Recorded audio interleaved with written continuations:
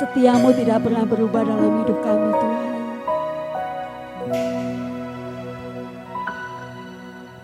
Walau dunia berubah, namun kasih-Mu Tuhan tetap sama di hidupku. Kau setia dalam setiap rencana-Mu, ku percaya hidupku dalam tangan-Mu.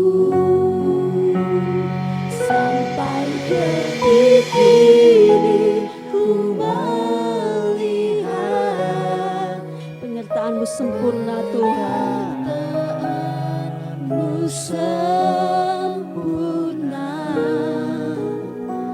sampai selamanya. Kaulah Tuhan, satu-satunya harapan kami Tuhan. Amin. Pengharapan.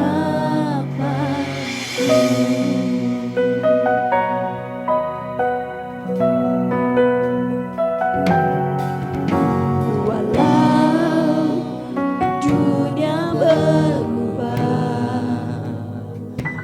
namun kasih-Mu Tuhan tetap sama di hidupku. Kau setia dalam setiap rencana-Mu, ku percaya hidupku dalam tangan-Mu.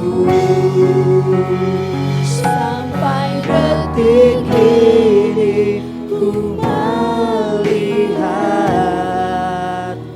penyertaan-Mu sempurna sampai selamanya. Kaulah Tuhan, satu-satunya. Sampai detik ini Tuhan, kita akan berdiri bersama-sama. Sampai detik ini ku melihat penyertaan-Mu sempurna.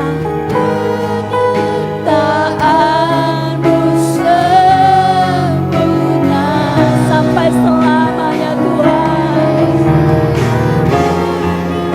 Kaulah Tuhan, satu-satunya pengharapan.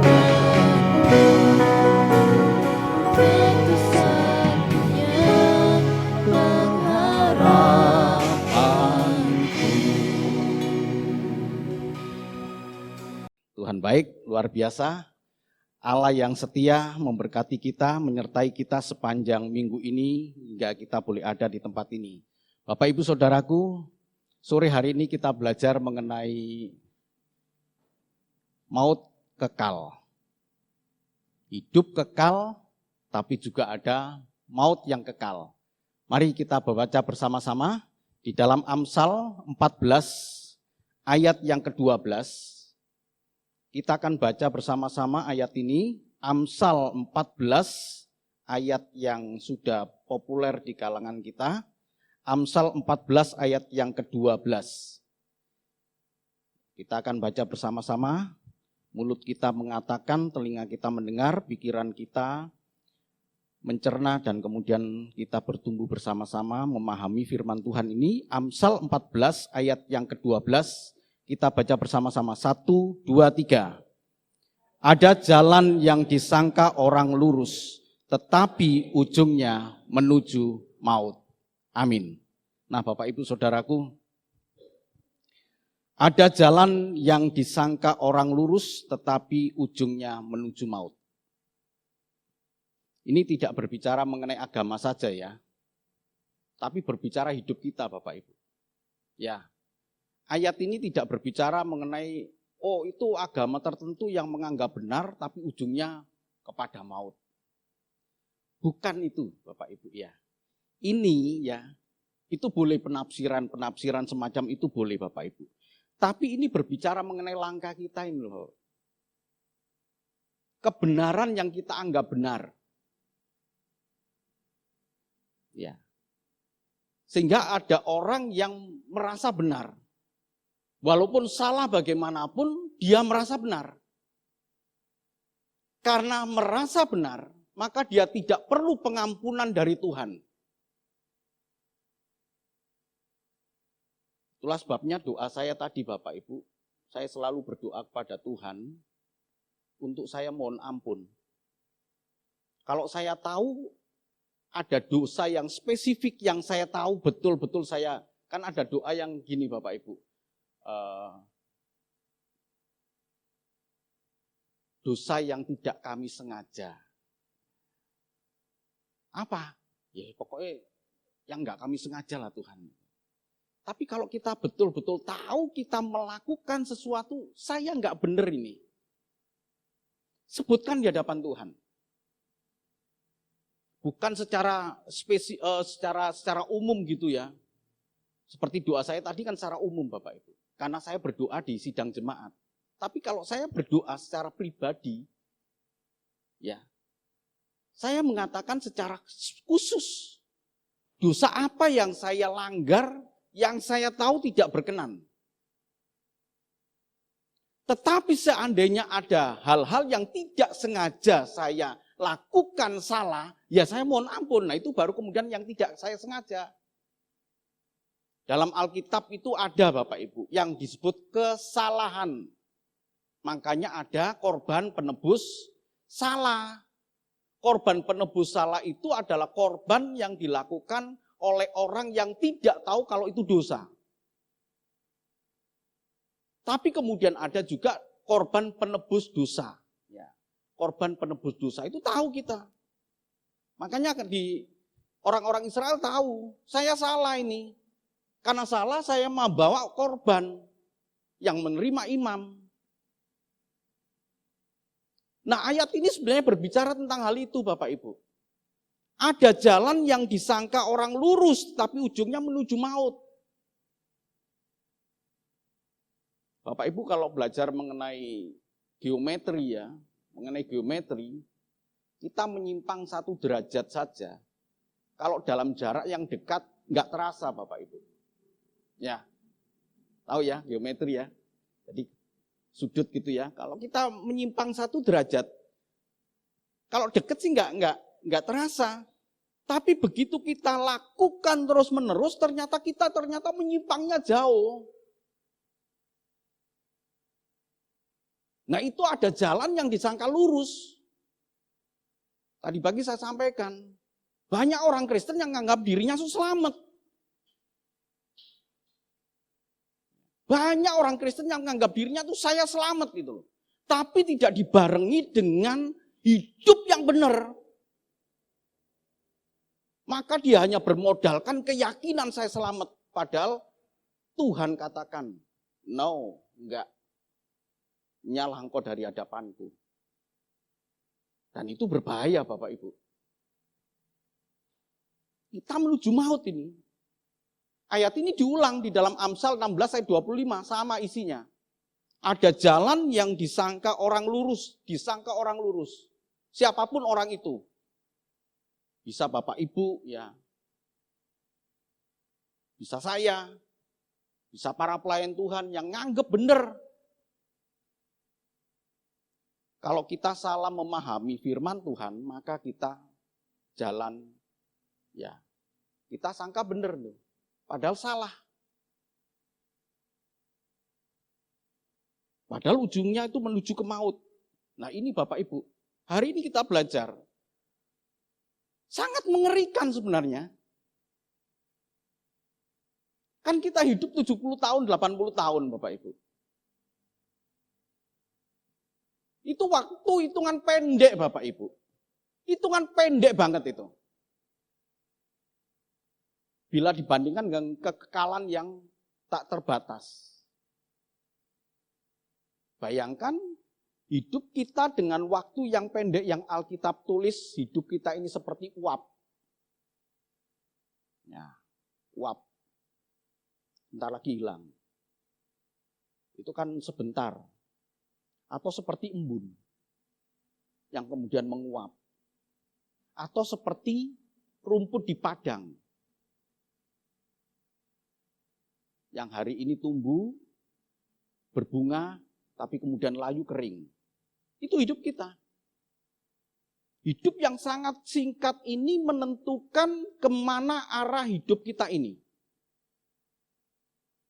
Kalau arahnya kepada maut kekal ini seri pertama, minggu berikutnya akan saya sampaikan Bapak Ibu seri kedua. Sampai seri ketiga mengenai terakhir itu mengenai neraka. Kalau pagi hari mengenai hidup kekal, seri pertama, seri kedua, seri ketiganya nanti surga. Ini sangat-sangat memprihatinkan Bapak Ibu. Ini saya tidak menakut-nakuti Bapak Ibu ya. Sama sekali saya tidak menakut-nakuti. Tetapi saya hanya menyampaikan apa yang ada di dalam Alkitab. Mengenai maut kekal ini itu ada Bapak Ibu. Ya. Jadi dalam perjanjian lama arti maut itu cenderung kematian tubuh jasmani. Orang mati itu maut dalam perjanjian lama. Hari ini saya terima berita dari tetangga saya. Jadi keponakannya tadi malam Bapak Ibu itu nongkrong di Jalan Perwira itu sampai dengan pagi. Ada kafe katanya di situ. Udah ditegur sama tetangga saya, kamu kalau pulang jangan ke Kawunganten, udah pulang aja ke sini ke Cilacap tidur di rumah. Tapi nggak mau. Akhirnya pulang jam 4 dan akhirnya nabrak dam truk meninggal 4 pagi. Nggak ada yang tahu itu mati jasmani. Jadi dalam perjanjian lama banyak sekali ayat yang mengatakan Keluaran 10 ayat 17 itu berkata, ya kalau kamu ada orang hamil, kalau dalam Keluaran itu, kemudian ya dibaca aja. Keluaran 10 ayat 17, silakan. Keluaran pasal 10 ayat 17. Demikian bunyi firman Tuhan. Oleh sebab itu ampunilah kiranya dosaku untuk sekali ini saja dan berdoalah kepada Tuhan Allahmu itu supaya bahaya maut ini dijauhkannya daripadaku. Ya, supaya bahaya maut ini dijauhkan daripadaku. Dilanjutkan Keluaran 21, tolong baca. Ayat 22 sampai dengan 23. Keluaran pasal 21 ayat 22 dan 23. Demikian bunyi firman Tuhan. Apabila ada orang berkelahi dan seorang dari mereka tertumbuk kepada seorang perempuan yang sedang mengandung, sehingga keguguran kandungan, tetapi tidak mendapat kecelakaan yang membawa maut, maka pastilah ia didenda sebanyak yang dikenakan oleh suami perempuan itu kepadanya, dan ia harus membayarnya menurut putusan hakim. Tetapi jika perempuan itu mendapat kecelakaan yang membawa maut, maka engkau harus memberikan nyawa ganti nyawa. Ya, itu perjanjian lama Bapak Ibu. Ya. Jadi perjanjian lama ini kalau dicek Bapak Ibu itu banyak berbicara mengenai maut, tapi maut dalam pengertian mati. Ninna lillahi wa ninna lillahi roji'un, mati. Matinya tubuh.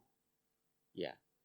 Hanya saja baru kemudian mulai berubah kata maut ini beberapa ayat dalam perjanjian lama, terutama di dalam Amsal, yang arti maut itu adalah kematian kekal. Sebelumnya itu berbicara maut itu bukan kematian kekal Bapak Ibu. Maut berbicara mengenai kematian jasmani tubuh. Ya. Tapi Amsal banyak berbicara tentang kematian kekal di sini. Nah ini Bapak Ibu. Ini kematian kekal yang betul-betul perlu kita perhatikan. Kalau dalam bahasa sederhananya neraka lah Bapak Ibu ya. Itu siksaan yang paling berat Bapak Ibu dan nggak ada batas waktu. Ya, 2 minggu lagi kita berbicara mengenai neraka. Model bagaimana siksaan di dalam neraka itu ya. Nah ini. Kita tidak dalam bentuk roh. Kita disiksa di neraka itu tidak dalam bentuk roh, tapi dalam bentuk tubuh. Ya. Jadi begitu banyak Amsal ini mengupas mengenai kematian kekal ini Bapak Ibu. Mari coba kita lihat di dalam Amsal 8 ayat 30 kesannya artinya menurut Amsal ini kesan maut itu bagaimana? Ya, Amsal 8 ayat 35 sampai dengan 36. Amsal pasal 8 ayat 35 dan 36. Demikian bunyi firman Tuhan. Karena siapa mendapatkan aku, mendapatkan hidup. Dan Tuhan berkenan akan dia. Tetapi siapa tidak mendapatkan aku, merugikan dirinya. Semua orang yang membenci aku mencintai maut. Ya. Karena siapa mendapatkan aku ini adalah hikmat. Ya. Pengamsal itu memposisikan dirinya sebagai hikmat.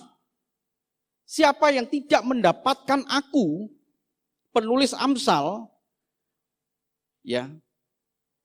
Siapa mendapatkan aku mendapatkan hidup. Dan Tuhan berkenan akan dia. Tetapi siapa tidak mendapatkan aku, merugikan diri sendiri. Semua orang yang membenci aku, yang membenci hikmat, mencintai maut. Jadi maut yang dimaksud di dalam Amsal ini dengan banyak ayat yang di dalam Amsal ini, itu berbicara tentang kematian kekal.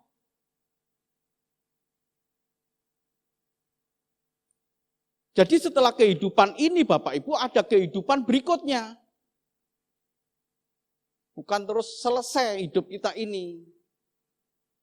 Ya kalau selesai enak Bapak Ibu ya, sesuka-suka kita hidup kita ini ya. Tapi hidup kita ini enggak sampai di situ. Setelah kita mati, ada kehidupan berikutnya. Nah kehidupan berikutnya ini mau menuju kepada hidup yang kekal bersama-sama dengan Tuhan atau kematian kekal. Saya mengulang-ulang Bapak Ibu ini ya. Kekristenan tidak akan bisa menyelamatkan Bapak Ibu. Agama Kristen itu tidak menyelamatkan Bapak Ibu. Supaya kita mengetahui dan kita tidak bangga dengan kekristenan kita gara-gara Kristen saya pasti selamat. Tapi yang menyelamatkan kita, itu karena kita punya iman kepada Yesus Kristus Juru Selamat kita. Tentu tidak semudah saya mengatakan kata percaya itu. Nah ini kan perlu diulang-ulang Bapak Ibu. Karena faktanya ada orang Kristen yang hidupnya itu berantakan. Kata percaya itu kan harus kita mempercayakan diri kepada Tuhan, dapat dipercaya. Mempercayakan diri kepada Tuhan aja satu kesulitan yang besar. Bagaimana saya bisa mempercayakan dalam keadaan seperti ujian tadi. Senang, suka, duka itu kita percayakan kepada Tuhan. Bisa enggak ketika duka cita itu ada, bisa enggak ketika kita sedih itu kita mengucap syukur kepada Tuhan sebagai bentuk saya percaya kepada Engkau Tuhan.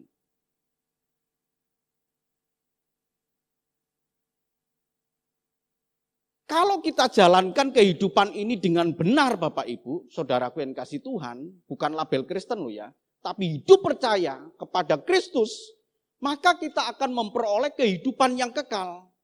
Sebaliknya, kalau kita hidup tidak sesuai dengan apa yang Tuhan kehendaki, padahal kita mengenal kebenaran, sudah tahu kebenaran tapi sengaja tidak berbuat kebenaran, maka upahnya adalah kematian kekal ini, Bapak Ibu.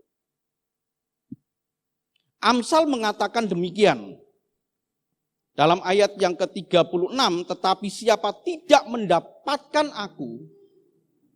aku dimaksud di sini adalah orang yang tidak punya hikmat. Ya. Tetapi siapa yang tidak mendapatkan aku merugikan dirinya. Nah, ini kesannya bahwa maut itu merugikan diri kita sendiri. Membenci aku artinya mencintai maut. Memang maunya pengennya masuk sana kok, masuk siksaan kok Bapak Ibu. Walaupun dia tidak pernah ada satu orang pun ya, nggak pernah ada satu orang pun kalau ditanya kamu pengen masuk apa? Kecuali kalau di dagelan ya. Ya, kalau wajar itu nggak mungkin. Mau masuk mana Mbak Pipit? Ya masuk surga lah. Semua orang akan berkata begitu. Nggak ada satu orang pun yang pingin masuk ke dalam maut. Ini siksaan yang luar biasa Bapak Ibu. Tuhan Yesus sendiri berkata, apinya itu menyala-nyala tidak pernah terpadamkan. Dan di sana terdapat ratap dan kertak gigi. Itu satu menunjukkan siksaan yang sangat berat. Ketika hidup kita, sengaja kita mencintai maut.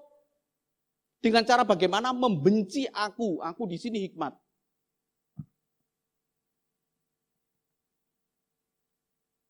Sumber hikmat itu adalah Alkitab.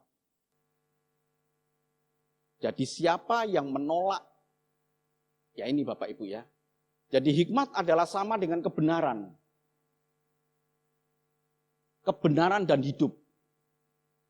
Jadi siapa yang menolak hikmat, siapa yang membenci hikmat, artinya dia membenci kebenaran dan hidup. Yohanes 14 ayat yang ke-6 berkata, akulah jalan kebenaran dan hidup. Tidak ada seorang pun yang sampai kepada Bapa kalau tidak melalui aku. Itu hikmat.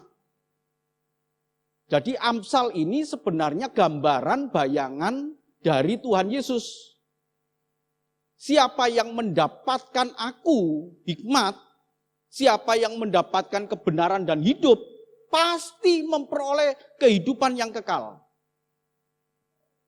Tadi dikatakan, karena siapa mendapatkan aku, mendapatkan hidup. Tapi siapa yang tidak mendapatkan aku, membenci kebenaran dan hidup, dia mencintai maut. Jadi Bapak Ibu Saudaraku, 1 Korintus 1 ayat 30 ini memperjelas. Tolong dibaca, 1 Korintus 1 ayat yang ke-30. 1 Korintus pasal 1 ayat 30. Demikian bunyi firman Tuhan. Tetapi oleh Dia kamu berada dalam Kristus Yesus, yang oleh Allah telah menjadi hikmat bagi kita. Ia membenarkan dan menguduskan dan menebus kita. Amin. Dikatakan di dalam ayat yang ke-30 dari 1 Korintus 1 ini, dikatakan, tetapi oleh Dia kamu berada dalam Kristus Yesus yang oleh Allah telah menjadikan hikmat bagi kita. Allah yang tidak terlihat itu, sekarang kan kita pingin kan mengetahui kehendak Allah yang tidak terlihat itu kan Bapak Ibu, ya kan? Allah Bapa itu tidak pernah terlihat Bapak Ibu. Tetapi Allah yang tidak pernah terlihat itu nampak di dalam Kristus Yesus. Jadi dia setara dengan Allah. Hierarkinya harus kita akui, Allah Bapa lebih besar daripada aku, kata Tuhan Yesus. Jadi Bapak Ibu dan Saudaraku, dia dalam kesetaraan dengan Allah. Tapi Allah yang terlihat. Sementara Allah yang tidak terlihat, itu nampak di dalam Kristus Yesus sebagai Allah yang terlihat. Dia adalah hikmat. Ia membenarkan dan menguduskan dan menebus kita. Ya. Cara Allah membenarkan, cara Allah menguduskan, dan cara Allah menebus kita mencintai hikmat itu. Ya. Jadi kalau dikatakan di sini, ini tidak secara pengkudusan itu berlaku bagi semua orang Bapak Ibu. Berlaku bagi semua orang. Pengkudusan, pembenaran itu berlaku bagi semua orang, dibenarkan. Ya. Tetapi orang-orang itu harus mencintai hikmat. Ya. Dan hikmat itu sama dengan kebenaran dan hidup. Akulah jalan kebenaran dan hidup, tidak ada seorang pun yang sampai kepada Bapa kalau tidak melalui aku. Nah, Bapak Ibu Saudaraku, di dalam Amsal 8 ayat 35 ini, kalau kita gabungkan dengan Yohanes 14 ayat yang ke-6, membenci aku, artinya membenci hikmat, adalah menolak kebenaran, yaitu menolak Tuhan Yesus. Dan ini sama dengan kebinasaan atau maut. Yang ditulis di dalam Yohanes 14 ayat yang ke-16 itu berkata, tidak seorang pun yang datang kepada Bapa itu menunjukkan maut. Akulah jalan kebenaran dan hidup. Dan tidak ada seorang pun yang sampai kepada Bapa kalau tidak melalui aku. Kalau membenci hikmat, kalau membenci Yesus, maka tidak sampai kepada Bapa. Nah, tidak sampai kepada Bapa ini di dalam Amsal itu disebut sebagai mencintai maut, kebinasaan.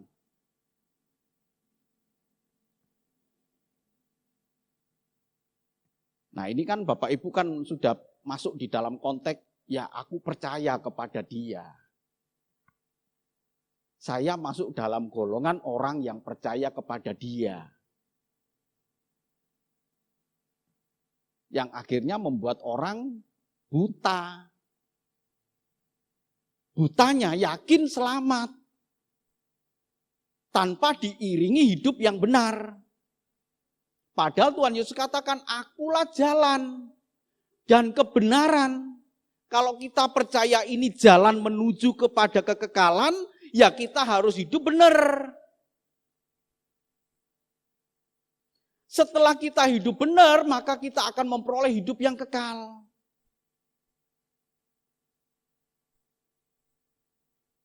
Jadi Bapak Ibu dan Saudaraku, Yohanes 3 ayat 16 ini, walaupun ayat ini sangat populer karena begitu besar kasih Allah akan isi dunia ini, maka diberikannya anaknya yang tunggal, supaya yang percaya kepadanya tidak binasa, melainkan beroleh hidup yang kekal. Nah, ini kan kembali ke dalam Amsal tadi Bapak Ibu. Amsal tadi berkata siapa yang menolak hikmat. Ternyata itu adalah bayangan. Bayangan dari menolak Yesus. Nah, di dalam kata menolak Yesus inilah kemudian Bapak Ibu mengerti kan? Aku enggak menolak Yesus kok. Aku percaya Yesus. Iya. Engkau percaya Yesus tapi kelakuanmu menolak gitu loh.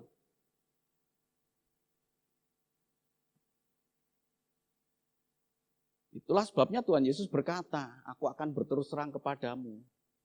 Aku tidak pernah mengenal kamu. Nah, Bapak Ibu Saudaraku, jadi kesan akan maut itu lawan dari hidup kekal. Daniel 12 ayat 2 sampai dengan yang ketiga. Daniel pasal 12 ayat 2 dan 3. Demikian bunyi firman Tuhan. Dan banyak dari antara orang-orang yang telah tidur di dalam debu tanah akan bangun. Sebagian untuk mendapat hidup yang kekal, sebagian untuk mengalami kehinaan dan kengerian yang kekal. Dan orang-orang bijaksana akan bercahaya seperti cahaya cakrawala, dan yang telah menuntun banyak orang kepada kebenaran seperti bintang-bintang, tetap untuk selama-lamanya. Amin. Pengen yang mana Mbak Pipit? Mbak Pipit pengen yang mana ini Mbak Pipit? Pengen yang bercahaya seperti cakrawala, atau dikatakan tadi mengalami kehinaan dan kengerian yang kekal? Nah ini terjadi loh Bapak Ibu. Ya, ini terjadi. Sebagian orang, artinya ada sebagian yang tidak mengalami hidup kekal, tapi akan mengalami kehinaan dan kengerian kekal. Kan kita semua juga mau seperti ayat yang ketiga, dan orang-orang bijaksana. Siapa orang-orang yang bijaksana? Orang-orang yang hikmat. Orang-orang yang menerima kebenaran dan hidup. Orang-orang inilah yang akan menuntun banyak orang kepada kebenaran seperti bintang-bintang dan tetap untuk selama-lamanya.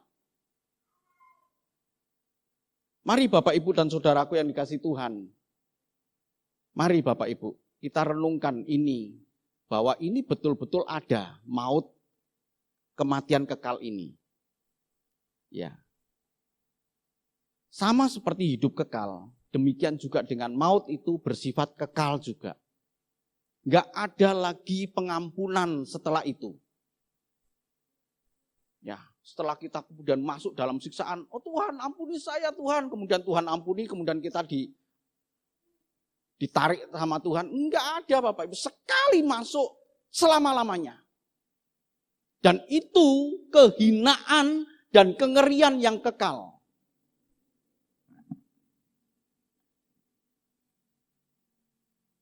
Bahayanya maut saat kita menolak hidup kekal. Mari, saya undang kita bangkit berdiri Bapak Ibu. Kita akan baca bersama-sama di dalam Roma 6 ayat 22 sampai dengan 23 ini. Dan sedikit kemudian kita merenungkan makna dari Roma 6 ayat yang ke-22 ini sampai dengan 23. Kita akan baca bersama-sama dalam Roma 6. Roma 6 ayat 22 sampai dengan 23 kita baca bersama-sama. 1, 2, 3. Tetapi sekarang setelah kamu dimerdekakan dari dosa dan setelah kamu menjadi hamba Allah, kamu beroleh buah yang membawa kamu kepada pengkudusan dan sebagai kesudahannya ialah hidup yang kekal. Sebab upah dosa ialah maut, tetapi kasih karunia Allah ialah hidup yang kekal dalam Kristus Yesus Tuhan kita. Amin. Di dalam ayat ini kabar baiknya itu banyak Bapak Ibu ya. Dikatakan tetapi sekarang setelah kamu dimerdekakan dari dosa dan setelah kamu menjadi hamba Allah, kamu beroleh buah yang membawa kamu kepada pengkudusan. Dan sebagai kesudahannya ialah hidup yang kekal. Kabar baiknya ini. Tapi kabar tidak baiknya itu hanya sedikit Bapak Ibu. Sebab upah dosa ialah maut.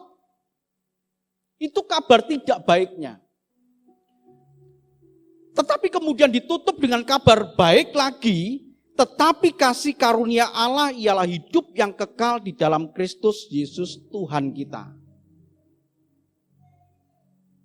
Sekalipun kabar baik, tidak baiknya itu sedikit Bapak Ibu. Tapi firman Tuhan berkata, banyak orang yang lewat jalan yang lapang. Dan sedikit orang yang mau masuk ke dalam jalan yang sempit. Sekalipun kabar baiknya ini lebih banyak, tapi ternyata lebih sedikit orang yang mau menjalani. Sementara kabar yang tidak baiknya itu sedikit, ternyata banyak orang yang mau menjalaninya. Tuhan memberkati. Amin.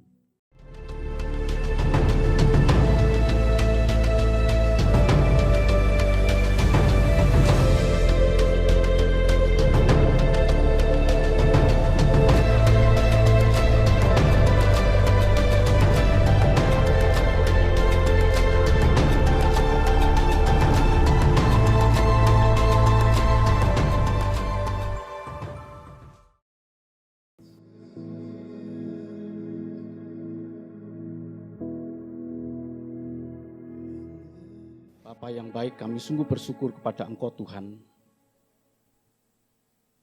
Di bulan yang baru ini, di awal minggu pertama kami mengingat kembali, Engkau sungguh baik bagi kami Tuhan Yesus. Engkau telah mati bagi kami, menebus dosa kami. dan memberikan hidup pengharapan bagi kami, yaitu hidup kekal bersama-sama dengan Engkau Tuhan. Di tangan kami ada roti sebagai lambang tubuh Tuhan dan anggur sebagai lambang darah Kristus yang tercurah bagi kami. Dan inilah kebenaran firman Tuhan. Sebab apa yang telah kuteruskan kepadamu telah aku terima dari Tuhan, yaitu bahwa Tuhan Yesus pada malam waktu ia diserahkan, mengambil roti, dan setelah itu ia mengucap syukur atasnya, ia memecah-mecahkannya dan berkata, inilah tubuhku yang diserahkan bagi kamu, perbuatlah ini menjadi peringatan akan aku. Mari kita angkat roti dengan tangan kanan kita lebih tinggi dari kepala kita, hormat akan tubuh Tuhan. Bukankah roti yang kita pecah-pecahkan adalah persekutuan dengan tubuh Kristus? Tubuh Kristus. Dalam nama Tuhan Yesus, kita makan tubuh Tuhan ini.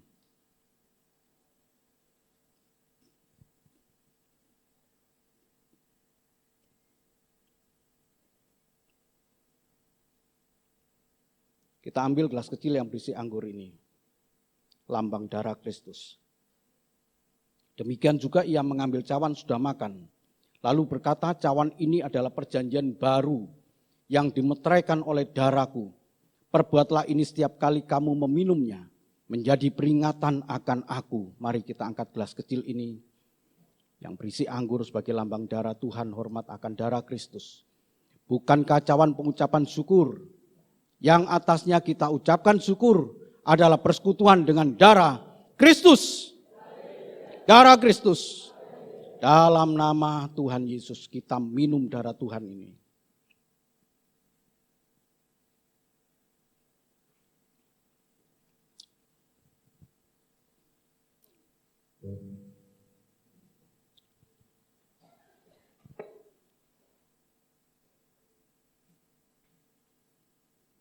Ya Bapa,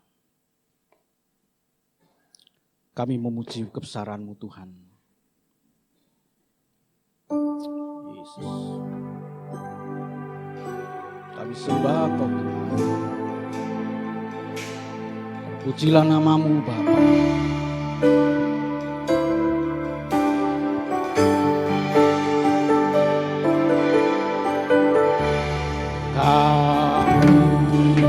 Memuji kebesaran-Mu, ajaib Tuhan. Saya undang para majelis untuk maju ke depan.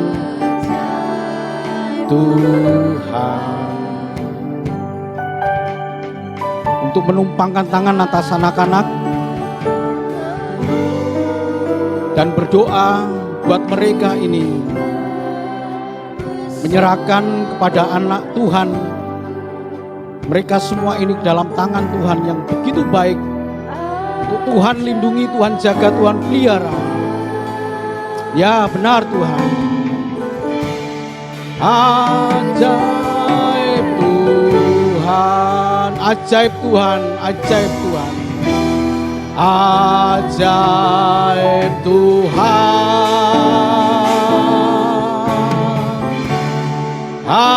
ajaib Tuhan. Mari Bapak Ibu dan Saudaraku, kita angkat tangan kita arahkan ke anak-anak sekolah minggu ini. Kita berdoa bersama-sama. Para majelis serta pelayan Tuhan perjamuan kudus akan tumpang tangan untuk memberkati mereka. Bapa, kami sungguh bersyukur kepada Engkau Tuhan. Engkau Tuhan Allah yang menyatakan kasih-Mu kepada anak-anak sekolah minggu ini. Di masa pertumbuhan baik secara jasmani maupun secara rohani, kiranya Tuhan Allah sendiri yang menuntun mereka, sehingga mereka tetap berpegang teguh kepada Engkau Tuhan, setia kepada Engkau ya Tuhan. Kau berkati hamba-hamba-Mu yang menumpangkan tangan atas mereka. Kau berkati Tuhan. Kau berkati anak-anak sekolah minggu ini Tuhan. Demikian juga dengan orang tuanya Kau berikan rasa takut, hikmat, sehingga mereka mendidik anak-anak ini dengan hikmat yang datang daripada Tuhan. Kau berkati Tuhan. Jauhkan mereka dari segala mara bahaya. Jauhkan mereka dari segala sakit penyakit. Terlebih lagi Tuhan, jauhkan mereka dari hal-hal yang tidak berkenan sehingga mereka mengorbankan iman mereka. Mereka akan tetap teguh di dalam Tuhan sampai selama-lamanya. Terima kasih ya Bapa, terima kasih. Bapa di dalam kerajaan surga, di akhir dari ibadah ini kami sungguh mengucap syukur kepada Engkau Tuhan. Engkau Tuhan Allah yang sudah memberkati kami, menyertai ibadah ini dari awal sampai pada akhirnya. Bapa di dalam kerajaan surga, sebagaimana kami datang di dalam berkat Tuhan, maka kami pulang pun di dalam berkat Tuhan. Bahkan lebih dari itu, Engkau melawat kami dengan kebenaran firman Tuhan, dan kami diberkati firman Tuhan. Terima kasih ya Bapa. Terima kasih. Bapak, Ibu, dan saudaraku yang sangat dikasihi Tuhan. Terimalah berkat dan anugerah dari Allah Bapa di surga. Kasih dan cinta Tuhan kita Yesus Kristus, anaknya yang tunggal. Dan penghiburan kekuatan dari kuasa Roh Kudus menyertai Bapak, Ibu, dan saudaraku yang kasih Tuhan. Hari ini, esok, bahkan sampai Maranatha Tuhan Yesus datang menjemput kita. Allah yang Maha Kuasa memberkati dalam rumah tangga Bapak, Ibu. Allah yang Maha Besar memberkati dalam usaha pekerjaan Bapak Ibu. Diberkati Tuhan. Bahkan menjadi berkat. Diberkatilah keluarga Bapak Ibu. Bahkan keluarga besar, anak cucu menantu dimanapun berada. Diberkati Tuhan. Terima kasih ya Bapak, terima kasih. Kami kembalikan segala kebaikan Tuhan ini dengan ucapan syukur. Terima kasih ya Bapak. Hormat kemuliaan hanya bagimu. Terima kasih Tuhan. Kau juga memberkati para pelayan Tuhan yang ambil bagian di dalam ibadah pagi hari ini. Kau juga memberkati anak-anakmu yang sebentar akan memberikan ucapan syukur lewat persembahan sukarela, persembahan khusus maupun persembahan persepuluhan. Kau berkati Tuhan. Dalam anugerah Tuhan kami hidup. Kami diberkati dan kami menjadi berkat. Terpujilah Engkau Tuhan. Dalam nama Tuhan Yesus kami sudah berdoa dan mengucap syukur. Semua yang percaya mengatakan amin. Tuhan memberkati.